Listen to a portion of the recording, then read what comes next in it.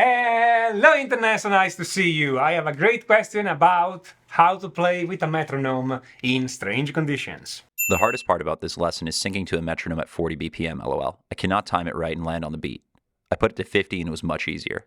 Very good. Yes. You see, that's the thing. People always assume that when the metronome goes faster, things are harder, and when the metronome is slower, things are easier. But in reality, it's quite the opposite. Indeed, if you ask any practicing musician, you'll notice that they will tell you that the fast piece, it's easy and it's easy to play. Okay, it's easy to keep time, it's easy to groove with it, and it's the ballad, the slow piece, that it's super hard to play because when you dilate the time so much, it's much harder to be exactly on the beat and to follow the beat. So what can we do? Let me start with this immediately. If you set your metronome at 40, this is too slow for most people to reliably follow without being trained before. So let's set our metronome at 40 and let's hear how fast that is.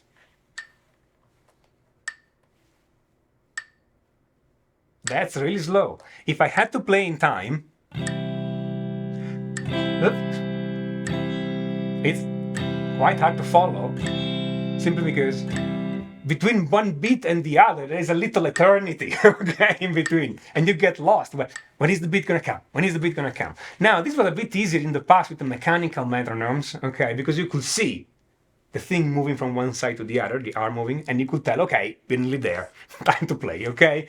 But with the electronic metronomes, or with the phone metronome, okay, we had a little bit of drama here before shooting this video because we couldn't find a physical metronome in the studio. We just resorted to use a phone, like everybody does today. Okay, see? But with that, I mean, unless you look at the phone all the time, it's quite hard to tell when the next beat comes. So what do? Here's the thing. When the rhythm is too slow, think it faster. When it's too fast, think it slower. What do I mean? Let's set this metronome at 80 instead. Exactly twice the speed, right? Let's hear. Now, 80 is much easier to play, okay? It's not super fast, and the time between two beats is not an eternity, okay? You can totally feel it. Good. Now, what you do is simply play every other beat. So like,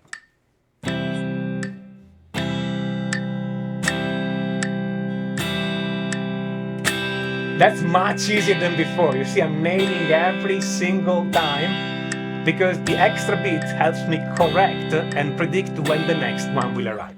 Much easier, okay? Now, of course, we could also multiply the whole tempo by 3 or by 4, okay? We can put 160, okay? I mean, if 8 is typically great, but if it's still too slow for you, let's put the metronome at 160, okay? And then you play every 4. How is this gonna sound? 1, 1, so.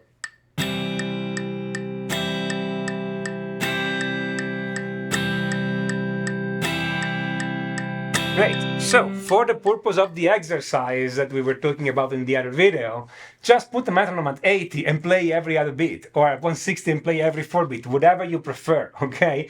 There's no problem.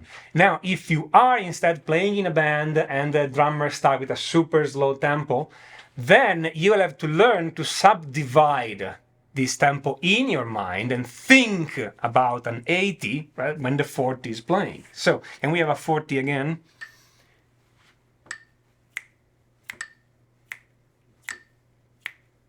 So you start feeling it this way.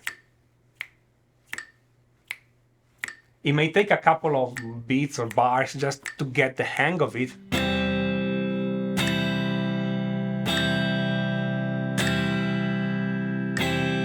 But you're feeling it too, you see? I go 1, 2, 1, 2, 1, 2, 1, 2, 1. Okay, so you start feeling it as if there was another beat in between, and it becomes much easier to follow, okay? It's kind of a mental trick, you need to train it, but once you get it, slow tempos become much, much easier to you. Of course, you can use the exact opposite trick when the tempo is too fast. Suppose you have a piece at, I don't know, at 190, okay? There are not many pieces at 190, but sometimes your drummer is doing like a metal drummer, okay, and you're like, I have to play a lot of notes. No, you don't have to play a lot of notes, okay? You can just think of it like 1, 2, 3, 4. 1, 2, 3, 4. 1, 2, 3, 4. 1, 2, 3. It's that rather than counting like 1, 2, 3, 4, you count 1, 1, 1, 1. So you feel not all the beat, but you put the feeling on some of those beats. Okay, you put the emphasis on some of those beats. Thank you. Okay, so and becomes much easier to manage. This is great, especially when the drummer goes with a double kick drum and put lots of notes and then hits in a short amount of time, and everything goes super fast. You don't have to play at the same speed. You have to play at the same tempo, but you don't have to play the same amount of notes. Okay, you can play less notes. And by the way, it also sounds better if you don't play all those notes all the time. Okay, so you feel the rhythm slower. So again, when it's too slow, feel it faster. Fill up the beat with an extra beat so you can feel it at a normal tempo for you. When it's too fast, feel it slower. Don't feel all the beat. Feel only every other beat or every 3 or every 4 beats so that it's more manageable to you. Okay, it's a psychological trick, but it works. And because the range of human feeling on the rhythm is not that wide, okay? Everything slower than 50-ish, it's hard to follow as rhythm if you don't subdivide it.